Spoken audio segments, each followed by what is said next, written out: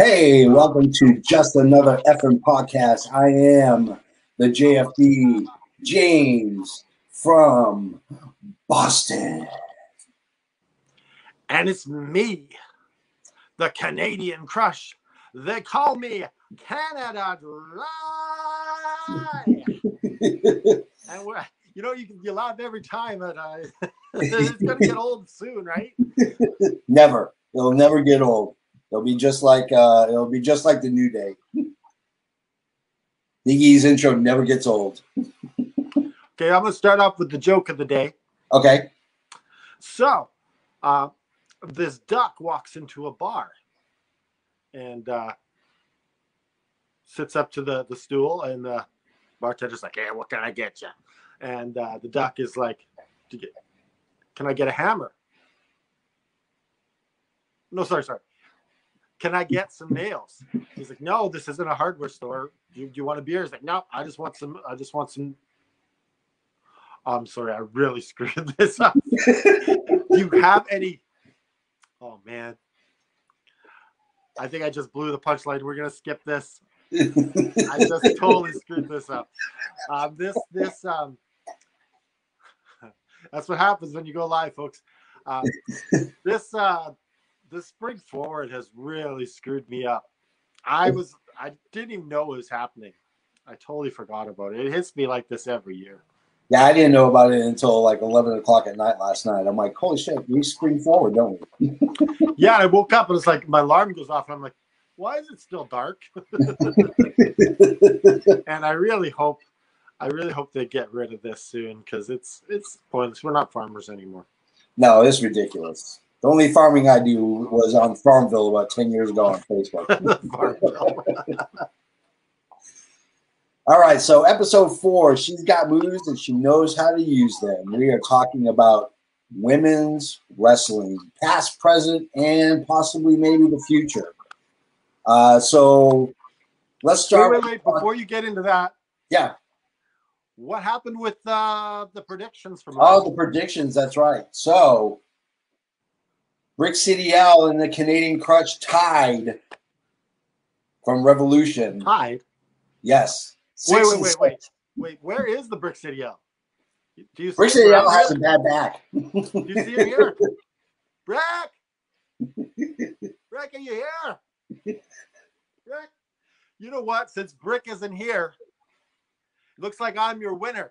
Yeah, Brick, I'm the champion, and you're not here, so I'm taking this championship, and this leads me to a good segue. Tonight, it's going to be Effin Wrestling versus Buckle Bomb in a 6-man ladder match trivia competition. It's going to be me, you, and Dallas taking on Buckle Bomb for the rights to be called the trivia champion. Yes, I'm looking forward to it. I cannot wait. I am flexing my mind right now as we speak. I am. You know what? I don't care if you win. I don't care if Dallas wins. But Effin Wrestling will reign supreme at the end of this thing. Oh yeah, we're taking this home. I don't care. I don't need to win it. Effin Wrestling has to win it. Effin Wrestling will take it home. Yeah, exactly. Yeah. And I love the collaboration between us and Buckle Bomb, and I hope we can do more together in the future. Because when everyone's working together, it's just better for everyone. Yeah, absolutely. It's all about wrestling, connecting people through wrestling. Yeah, and it's community, and it's great. Yeah. So let's talk about female wrestling. Do we want to get into our picks, or do you want to go ahead and let's talk about you want to do picks, or you want to talk about female wrestling and where it's at right now? Let's start. I'd rather talk about where female wrestling has been. Yeah.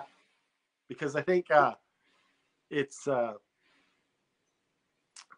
taken a long time to get where it's at. Oh yeah. And you've seen the dark side of the ring with Fabulous Moolah. Yeah. And there's a lot of people debating on what went on there. But I don't know much about wrestling in the 70s because I wasn't a fan until like the mid 80s. Yeah.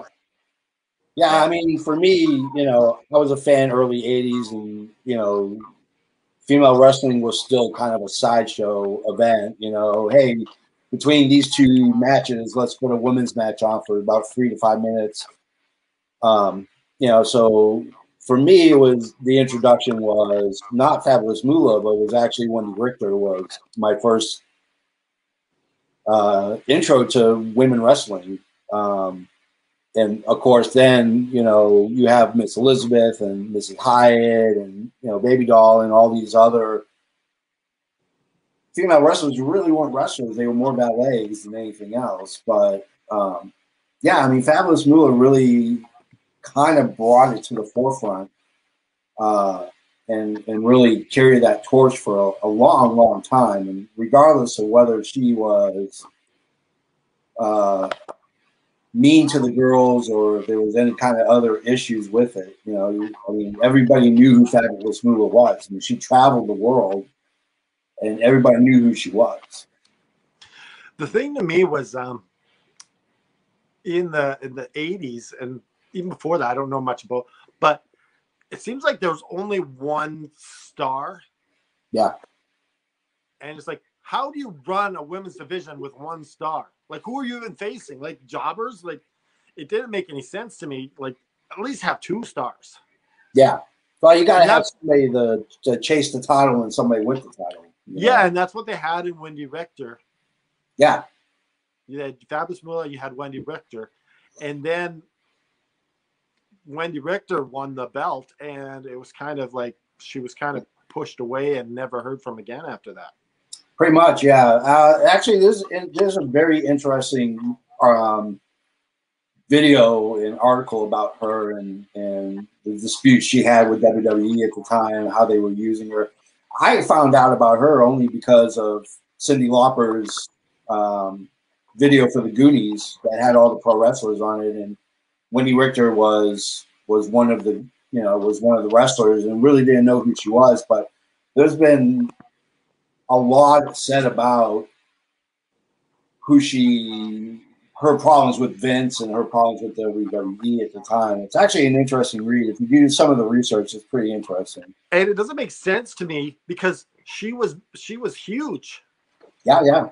Like, as a businessman, you got this. I don't even think she got an action figure. You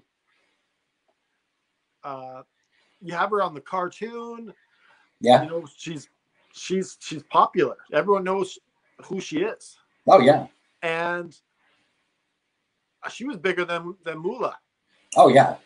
Yeah, she really ushered in. She would be considered to be one of your more modern superstar lady wrestlers, you know? And it did, you know, it just doesn't make sense business-wise. Like, they really shot themselves in the foot, not promoting Wendy Richter, and it set the women's movement back in wrestling a good 10 years. Yeah, to get back to that place. It really is. It's a shame, you know, how Vince treated women wrestlers. I don't think he's changed at all. I still think that despite the women's revolution that we're having now, and even despite the fact that that we're really seeing women's wrestling taken up multiple notches, I don't think Vince McMahon treats them very well at all. I think he still sees them as a sideshow attraction.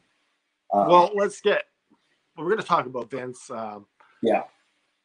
He sees everything as they're just, I don't know, horses that are doing the grunt work, and yeah, there's meal tickets, and so if you're a better meal ticket, then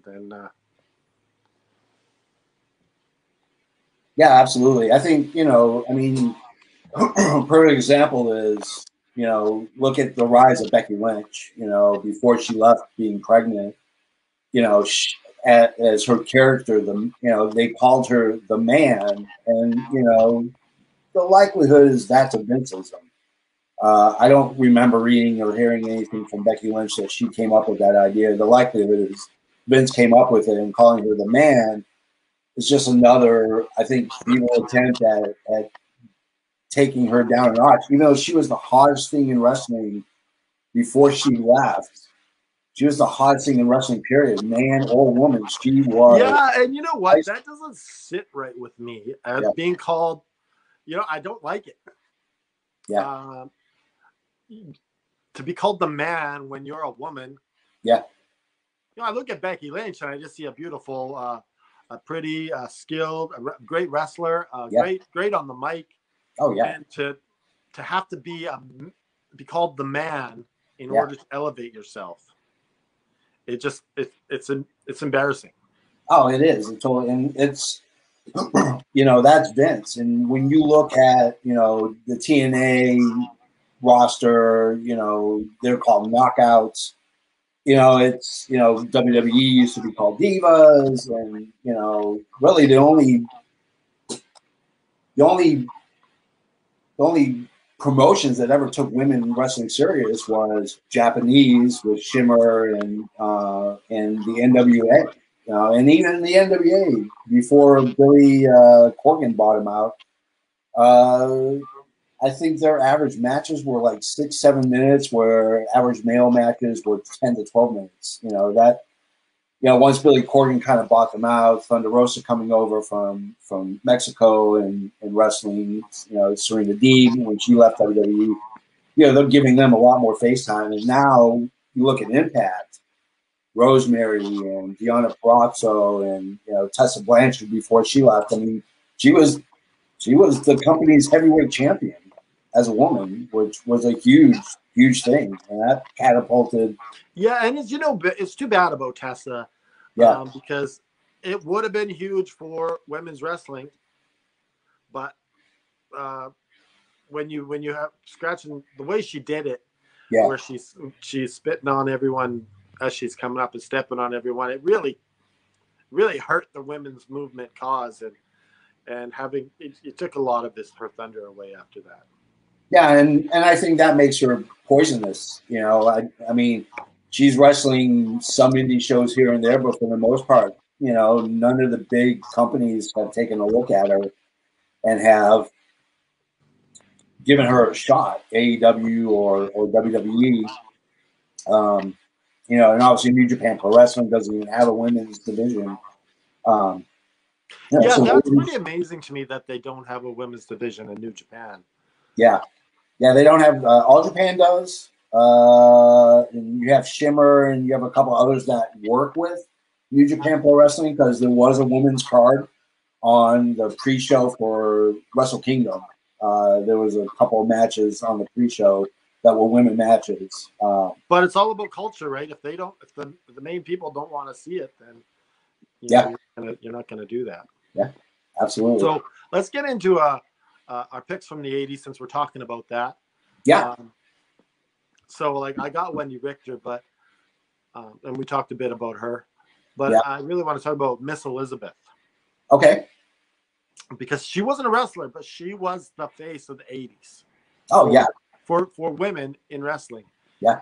And I really think that without Miss Elizabeth, you're not making that transition properly. So I don't think she's ever going to get the credit for what she did, because she was Macho Man's manager, and but she had that face always on the show, and you're like, and she was every little kid's crush. I had a crush on Miss Elizabeth. Oh, I had a crush on her too.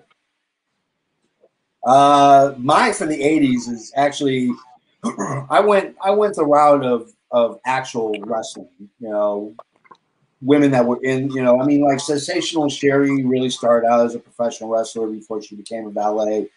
But I went with pure wrestling talent. First one would be Medusa or Alundra Blaze. But is she more 90s? She actually started in late 70s. Oh, really? Yeah, she started late 70s as Medusa Massetti. And then my other one is Missy Hyatt, who started as a valet and decided to become a wrestler. She was valet for Jimmy Garvin. And She was. Both of them were amazing talents when it came to getting in the ring. But again, with the problem with Alundra Blaze and the problem with Missy Hyatt is you had two women who didn't have a pool to wrestle against. They didn't have. And they're on NWA, right? Yeah.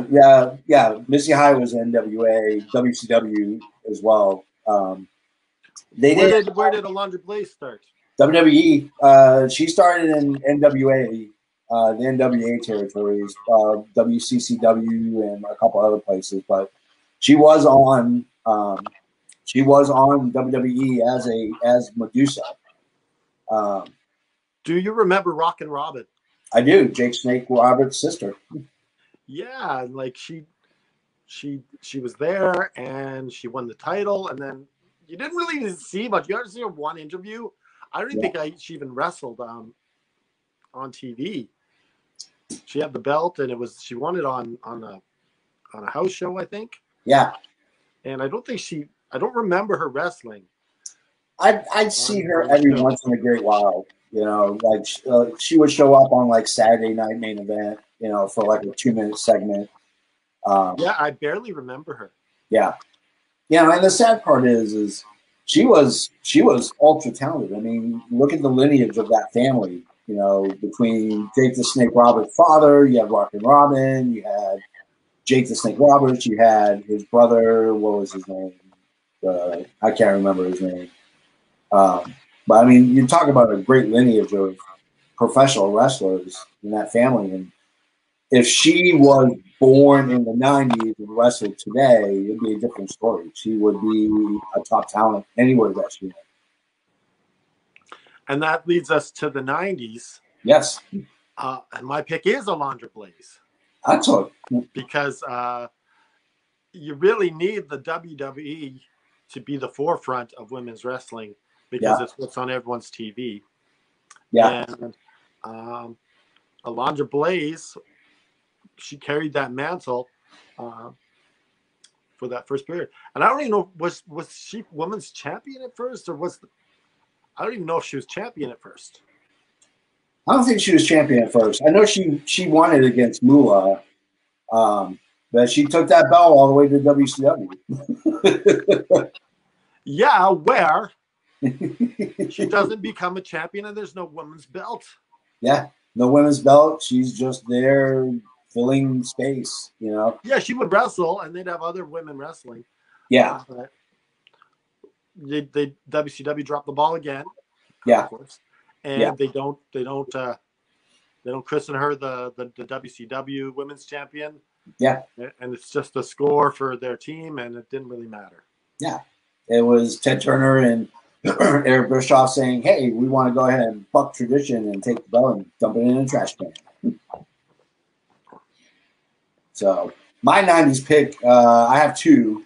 Bull Nakano, who was a beast in Japan and wrestled in WWE. And then Amy Dumas, also otherwise known as Lita, got her start in the mid-90s at ECW and WWE. Two really different aspects. Amy Dumas was high flying. She got her start in Lucha Libre in Mexico. Bull Nakano got her star in Japan. And did you see what Bull Nakano did after wrestling? I just watched a video of her, and totally different. She looks like she's wearing a suit, and she just looks like this really businesswoman. This was like this, you wouldn't even recognize, because she's got those.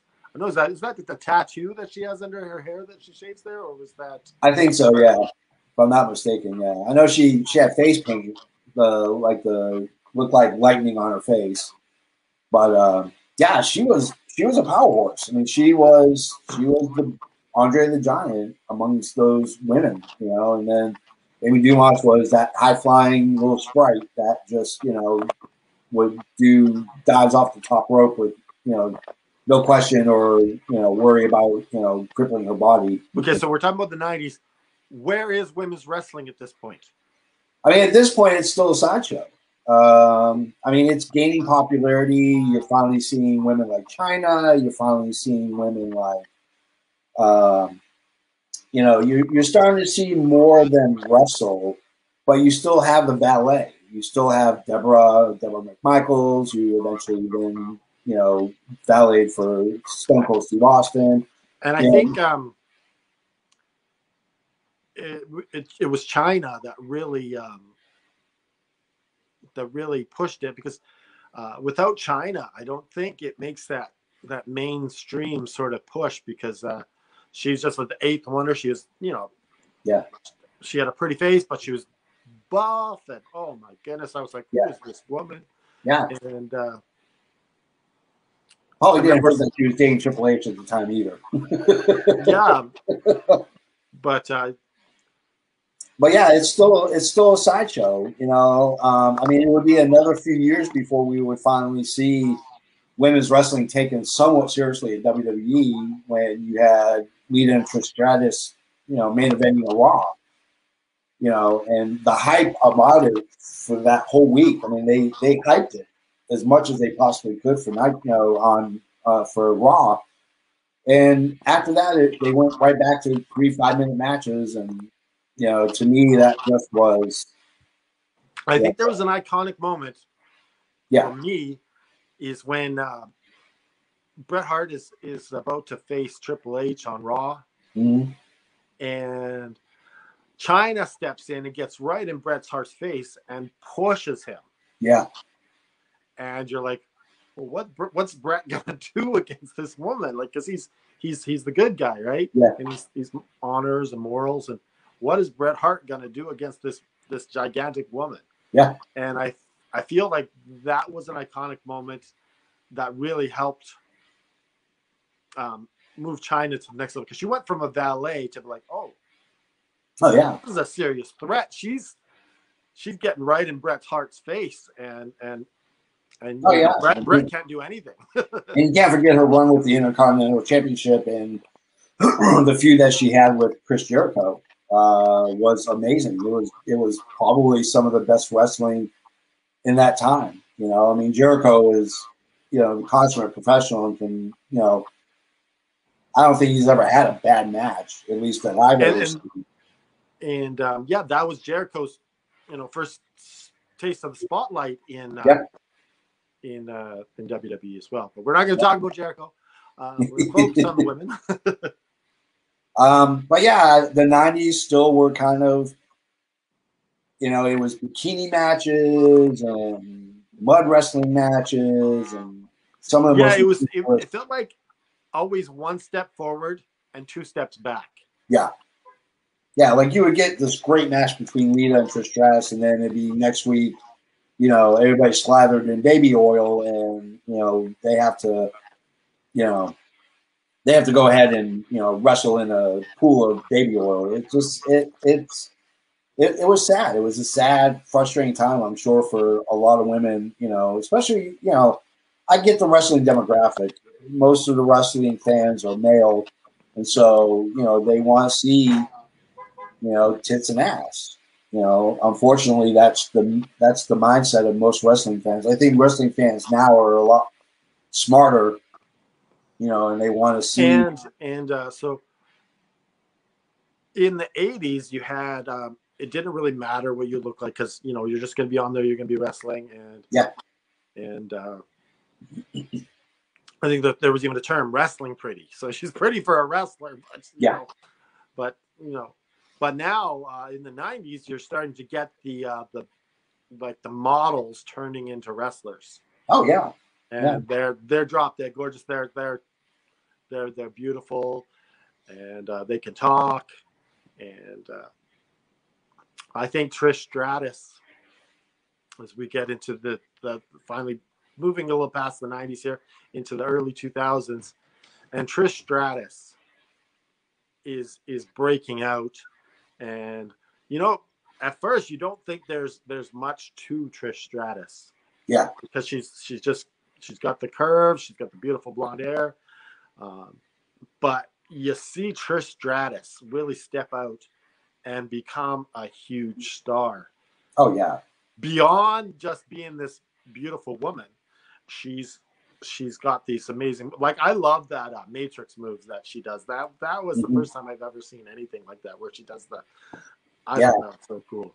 I mean, to me, Trish Stratus was the epitome of the, you know, the 2000s, especially the early 2000s. But, you know, as great as a wrestler as she became, she got stuck in stupid storylines too, you know, with her and Vince McMahon being loved. Yeah, the barking like a dog. Oh my goodness. Yeah, it's sad. It was so sad to see talent wasted, you know, and at the expense of Vince McMahon thinking that this is what we want, when, you know, really what we wanted was we wanted to see them wrestle like the guys. You know, that's what I did. I mean, my favorite wrestlers from the 2000 were Beth Phoenix and AJ Lee, you know, because again, they were two. Oh, you're talking, this is probably closer around 2010, isn't it? Or is it this is still? Beth Phoenix was 05. Okay. AJ Lee was like late 07, 08. But yeah, I mean, they were, you know, for me, they were the epitome of, you know, Beth Phoenix was a professional wrestler. She wasn't, you know, she was pretty, but she knew how to wrestle. You know, she was a good technical wrestler. She body slammed. She would take a bump. And this is the evolution right here. I think we're really talking about the evolution of women's wrestling, because now you're building some other stars. Yeah. So at one point you had Trish Stratus, you had Amy Dumas, Lita, and you had Chyna, but you didn't really have the roster after that really disappears. Yeah. But now you're building up. She comes in with an angle with Beth Phoenix. Mm-hmm. Beth Phoenix comes and invades Stratus, and now you got Beth Phoenix rising up, and you have, who else we got in that time period? You got Mickie James. Yeah, that's right around when Mickie James started too. Yeah, Mickie James. Gail Kim. Gail Kim. Oh my goodness, is she ever underrated? Yeah. As a women's wrestler. Gail Kim. I can't say enough about Gail Kim. Oh, she was top notch, you know, and it sucked WWE didn't know how to use her, but TNA did. And TNA Impact Wrestling used her so well, you know. She wasn't stuck in stupid storylines. She had a couple, but nowhere what she had when she was in WWE. You know, I mean, for me, you know, that 2000s getting into the 2010s, you know, you were seeing finally women having 7, 8, 9 minute matches, you know. And was this when Lita and Trish, they stole the show, I think, on one of the cards. Yeah. And I think someone, I don't know if it was Batista, mine's a bit foggy on this, but someone said, like, how are we supposed to follow that? Yeah. And Chris Jericho's like, step up, man. You can't follow that. Like, what are you doing in wrestling? I don't say Batista because I don't want him mad at me, but someone was saying, like, this is going to be hard to follow. Yeah. And, you know, I mean, that was, you know, the good part about it all was that, you know, they weren't the opening matches at WrestleMania or SummerSlam or, you know, your big four. They were mid-card, and some of them were in the higher club. You know? Was it a WrestleMania that I'm talking about? Do you know what I'm talking about? I think that was WrestleMania. I think, if I'm not mistaken, it was WrestleMania. But it was whoever this superstar was. He was bitching. Yeah. Like, not in a good way. Like, how am I supposed to follow that? Like, he was like pretty much saying, like, this shouldn't have been on. It's fucking me over. Yeah.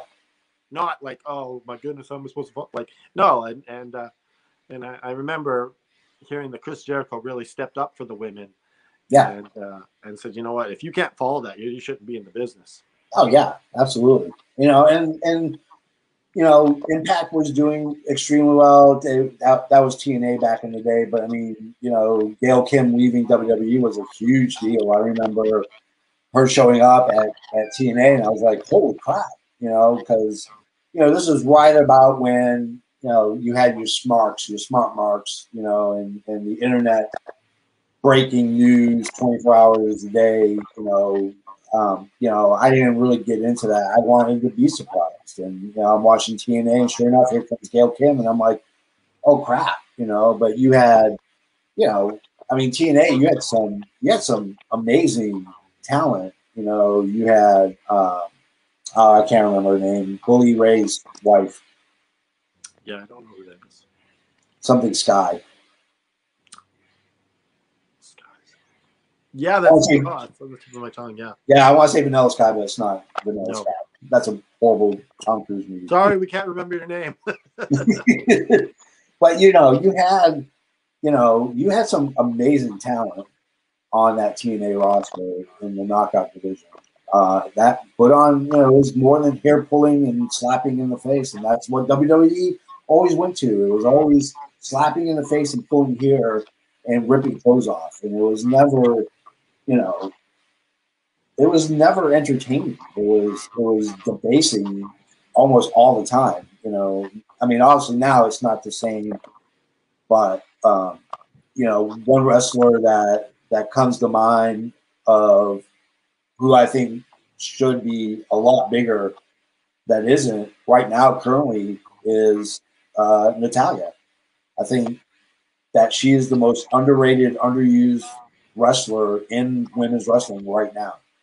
Natalya Neidhart, yeah, she's early. She's about what when did she start? When did she really get her late 2010? I think is right around when she kind of started picking it up. Yeah, so Natalya Neidhart, Natty, she's really, and they say this, but I don't think a lot of fans really understand this about Natty. Yeah, she really is the backbone of the women's division, and a lot of the women, they go to her for training and to make them better. Yeah, absolutely. And I guess she gets rewarded for that every once in a while with the title shot. Yeah.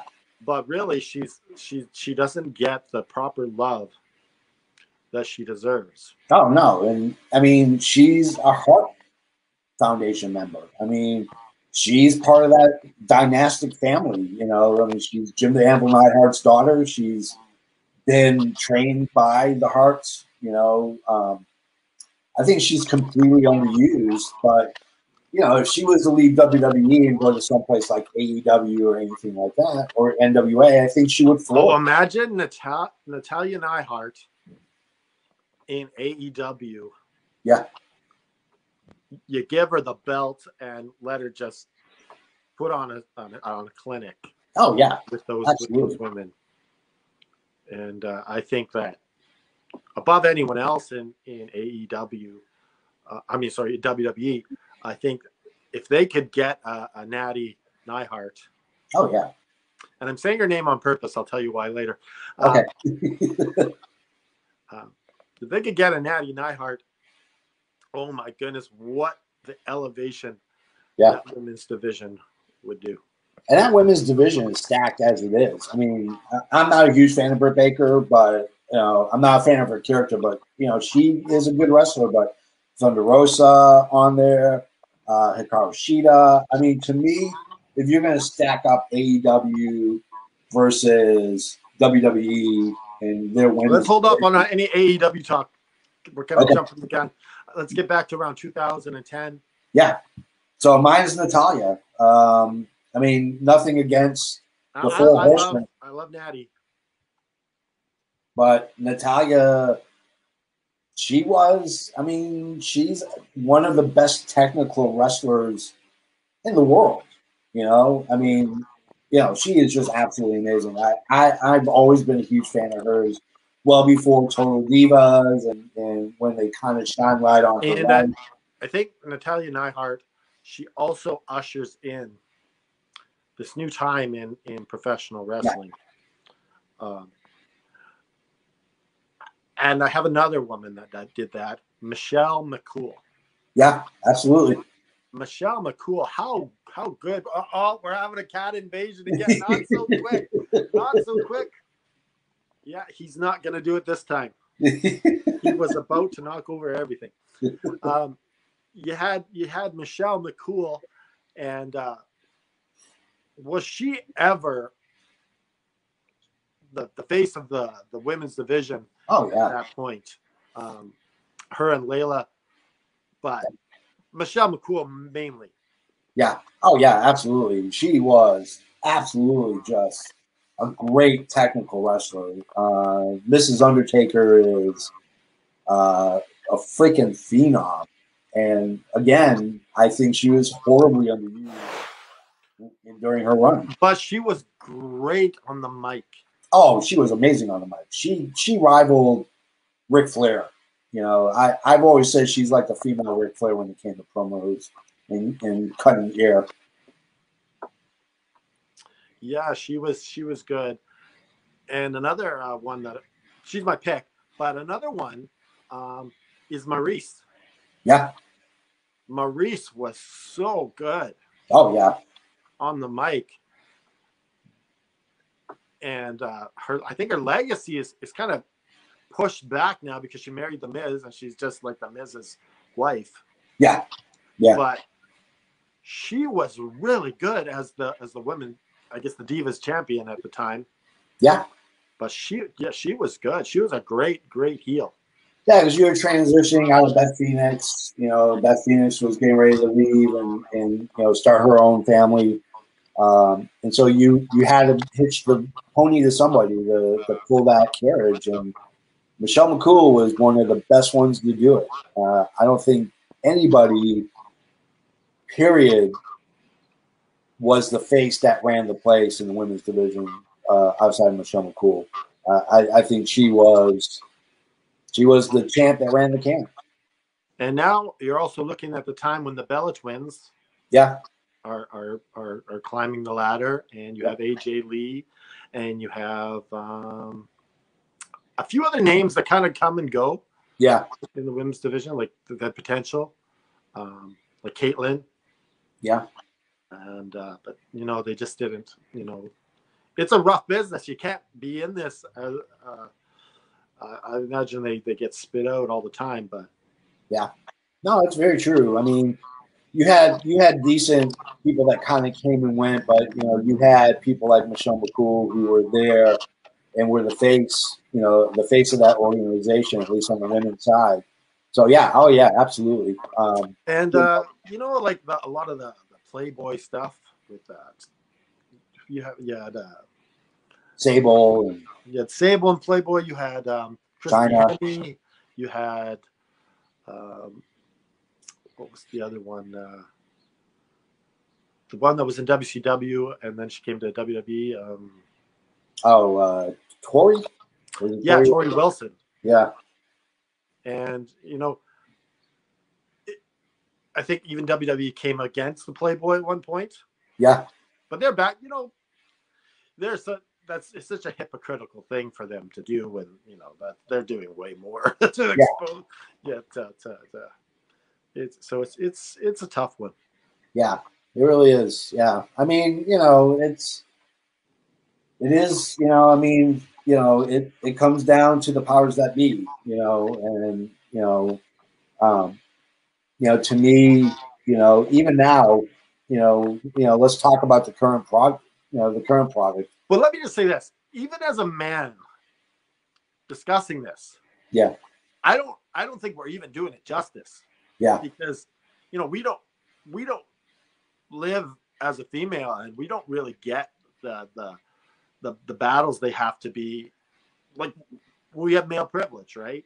Yeah, absolutely. Let's be honest about that. We don't have to make up and look a certain way to get that same attention. Like, we're judged based merely because we're guys, and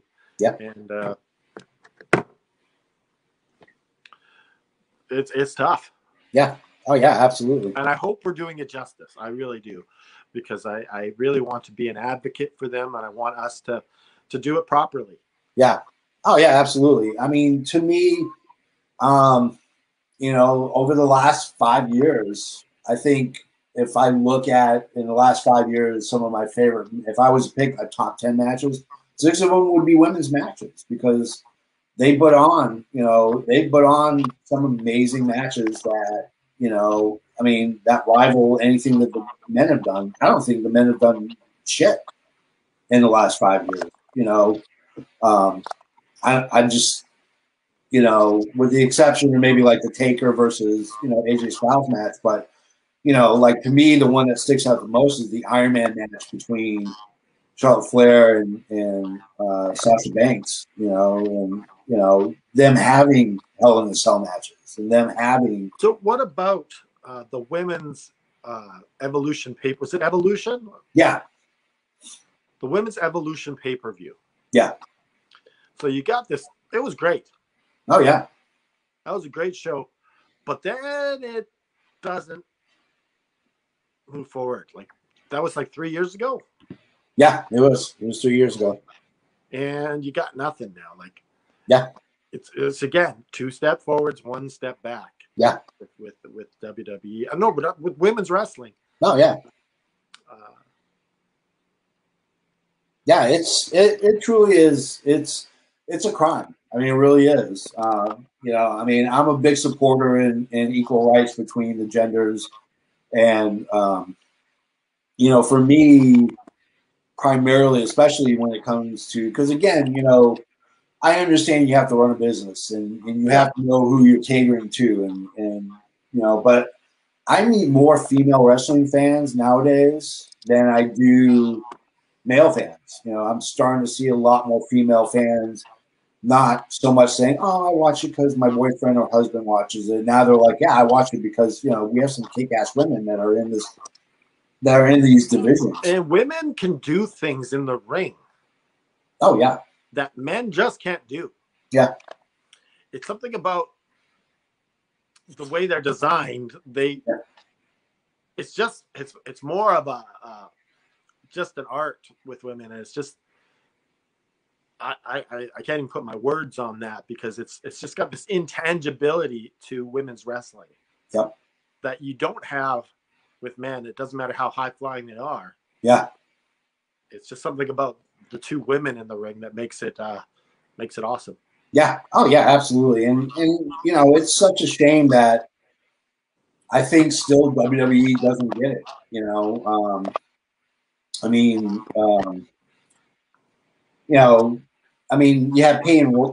for example, it's Payne Royce.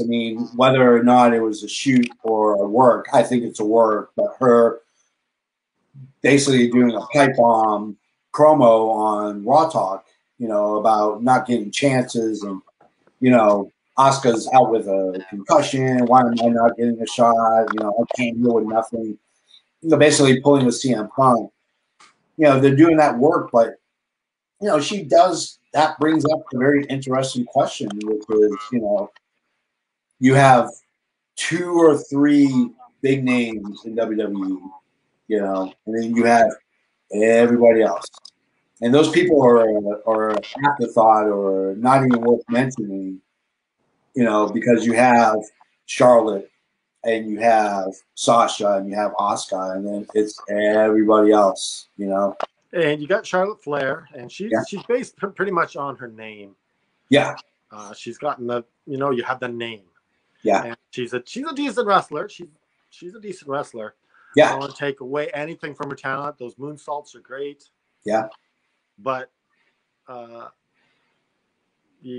name, I don't care what your name is. You better, I don't want to be pushed down. Anyone to be pushed down my throat.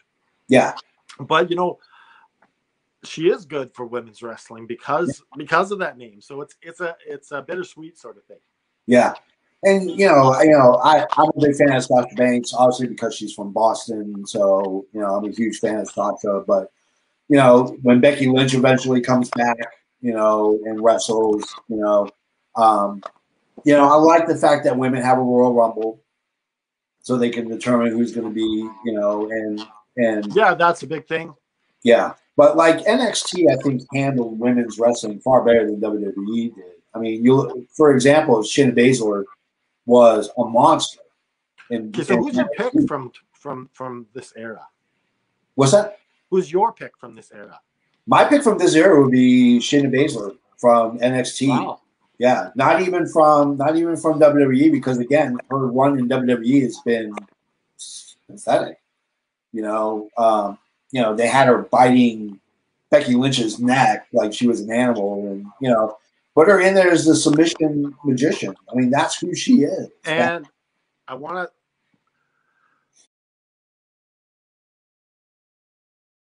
to say this because I think it's just indicative of the two-step backward thing, because she doesn't have the look. Yeah. No, you're totally right. She doesn't. And because she doesn't look as good as Charlotte. Ronda Rousey, yeah, she's going to not get that same push as Ronda Rousey did. Yeah, exactly. And Ronda Rousey was so big for women's wrestling. Oh, yeah. She made that main event, and without Ronda Rousey, I don't think we are where we are. And I think we fail to recognize all the little breakthroughs that women's wrestling has had. Oh yeah, but it's still not there. Do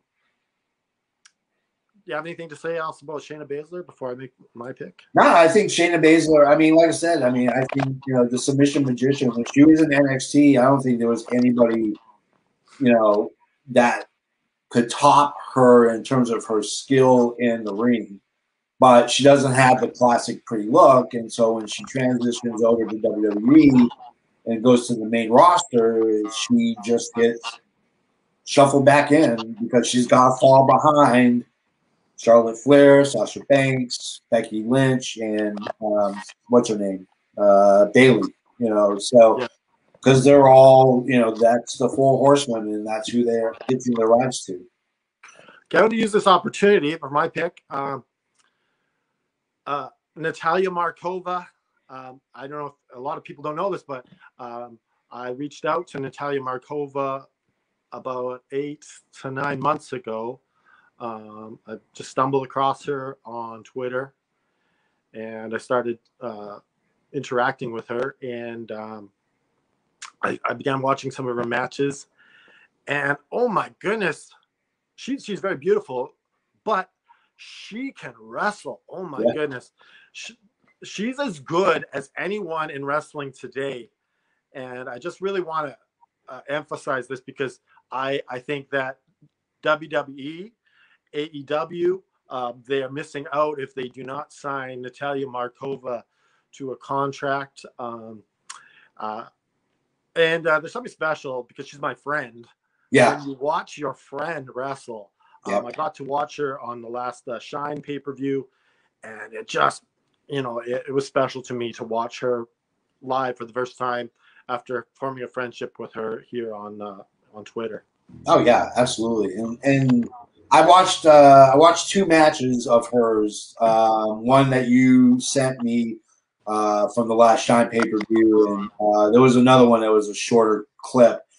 She's pretty damn good. I mean, she is. You saw that chair shot she took. Oh yeah, I could. That was unbelievable. Like you don't see that even on AEW or WWE to take a chair shot like that.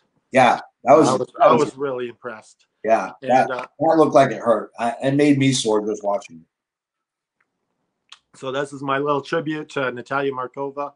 And I hope she gets signed to AEW or WWE soon. And yeah. Awesome. Yeah, and if I had to pick one more, it would be Deonna Purrazzo. I think, again, another byproduct of WWE not knowing what to do with her. She goes to Impact and I don't know if she's still a champ, but she was last time I checked. So, it's the Maestro. Again, another great technical wrestler from the New England area that just knows how to wrestle and knows how to cut a promo. She cuts an amazing promo. I started following her. I'm a big fan of the Taz Show podcast when it was around, and she would be on there every couple of weeks. Her and Taylor Hendricks, and I started following Diana Prato to really kind of take her in and watch her and watching her grow into who she is now as the Impact champion is really awesome. You know, it's really cool to see her get that kind of success. And I'm just gonna plug in really quickly. All right. Yeah. Just I'm just gonna take a step. Can you talk about where we are in women's wrestling? Do we need to have every single title in women's wrestling be equal to men's? Just can you talk about that while I just quickly get my plug in here? Yeah. I mean, me personally, you know, yeah, I don't think that they have to have every same belt that the men have. You know, I think right now where we are at in terms of women's wrestling, you know, it's no longer a carnival or a sideshow. I think, you know, you look at AEW, their next Dynamite main event is a women's match. You know, I don't think that they get the same love when it comes to belts because AEW's belt is awesome, but the female women's belt is atrocious. You know, so for me, you know, absolutely, I would want to. You know, I want the women to have their own belt. I want them to have their own show.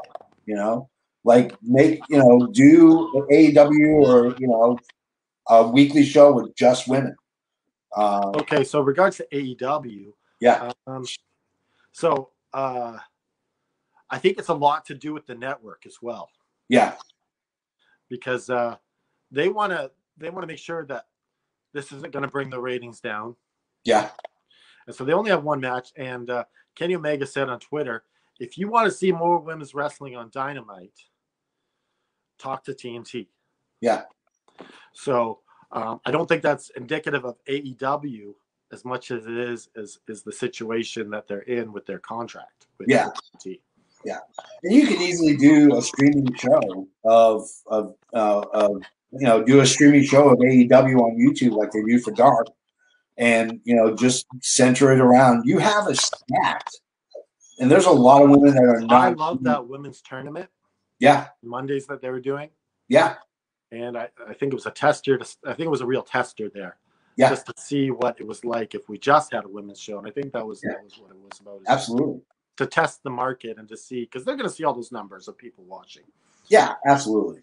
And I think like with Elevation and now Dark, and then the new show coming on TBS or whatever it is. Yeah. That you'll get a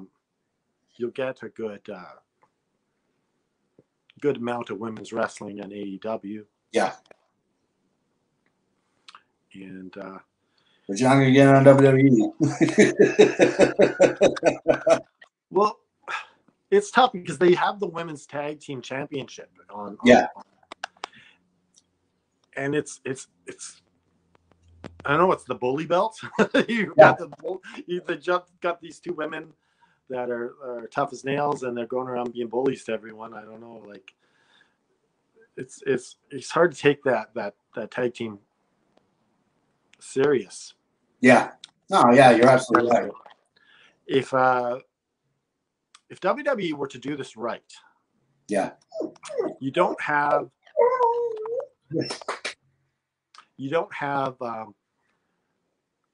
NXT championship. Yeah, keep going. I gotta let my dog out of my office. You don't have an NXT championship. You have the WWE Women's Championship, and it goes on all brands, and it just showcases these two women, and it gives them a chance to be bigger stars. Yeah. I don't even think they even want the women's belt, but I feel like to take it away now would be a slap in the face to women. So I don't think that. I think that they just devalue it enough to see, and then I think they might get rid of it in a few years. Yeah, I think honestly, once Vince kind of goes away, not dying. I don't want the man to die. But I think once he realizes that he's getting too old and hands it off to whoever gets it, be it Shane or Stephanie or Trips or if they go with somebody entirely different. I think once they do that and they reevaluate, I think women's wrestling in WWE might actually have a chance to be something that we can be proud of. A lot more than what we are. We'll get a lot more than what we're getting today. Yeah, and I think it's just about women getting the proper spotlight in wrestling. Yeah.